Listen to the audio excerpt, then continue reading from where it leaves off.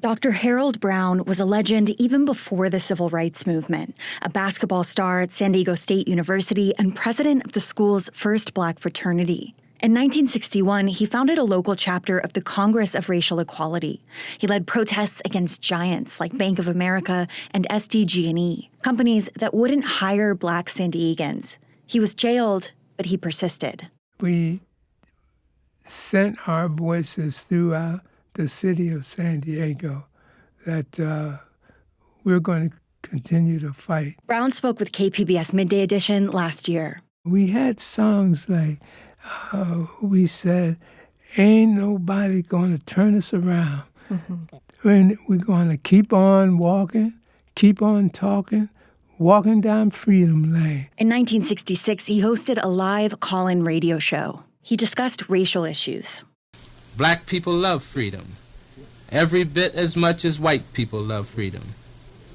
Wherever freedom is being denied, whether it is in the continent of Africa or whether it is in the continent of North America, the cry will be, let freedom ring. In 1971, racial conflict at SDSU came to a head. Students stormed the administration building. The school then hired Brown as their first Black administrator. He created the Africana Studies Department and hired Shirley Weber, who's now California Secretary of State. Would I be Secretary of State if I hadn't come to San Diego and met all the people that I met? I don't know. She says it was a tense time. There were a lot of race issues in San Diego, an awful lot. My students complained about the N-word being written on the doors in the dorms, and there were always conflicts and little kinds of things that were representative of lynchings and this and that kind of stuff. They also had a slave sale on an auction on the campus. Weber says many people saw ethnic studies as a fad, but Brown brought a business mindset to the department, and he taught the faculty how to navigate campus and local politics. We were as influential in San Diego at San Diego State as we were as influential as we were in the politics of San Diego and the businesses of San Diego. Weber says when Brown attended SDSU, there were about 8 Black students. He revisited campus a couple years ago. You know, a tear ran down Harold's face. He was just so excited over looking at what all of his sacrifice and work had come to be. 8 students had grown to more than 1,300. Lack of representation in the 1970s went beyond campus. San Diego had very few Black doctors or lawyers, judges or politicians. Brown worked to change that. He founded a Black professional group and an economic empowerment program. This guy was the most persuasive guy that I've ever met. One of his recruits to the cause was military veteran Joe Outlaw. After a presentation, Brown called out to him. Come here, Colonel. I said, what does this guy want?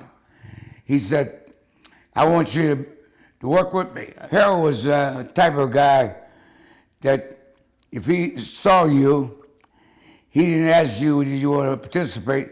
He kind of told you.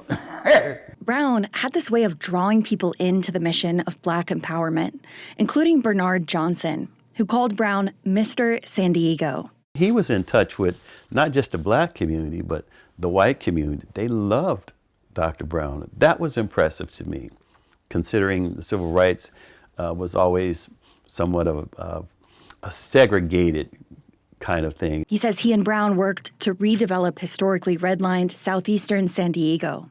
Hope was just something he believed that other people should believe in, but the audacity is what he believed in.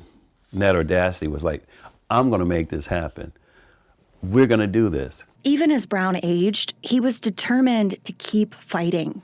He says, I'm just tired. I'm just tired. He says, but tomorrow I'll be better because tomorrow I'll be ready to boogaloo. That was his favorite saying. We're going to boogaloo tomorrow. In recent years, many of the rights Brown fought for have been challenged. In late April, the Voting Rights Act was gutted. Weeks later, Brown died on his 92nd birthday. And I answer the question all the time, Hal, why don't you stop? You've done enough now. You ought to just sit back and rest and relax. Brown again on Midday Edition last year. And I would tell him, I can't do that. I'm still fighting for all of the people who came before me. I came from humble beginnings, You know, I'm fighting for my mother, my family, my friends. If they can't fight, I can fight. And I'm going to continue to do that until the day I die. His friends say he kept that promise. Katie Hyson, KPBS News.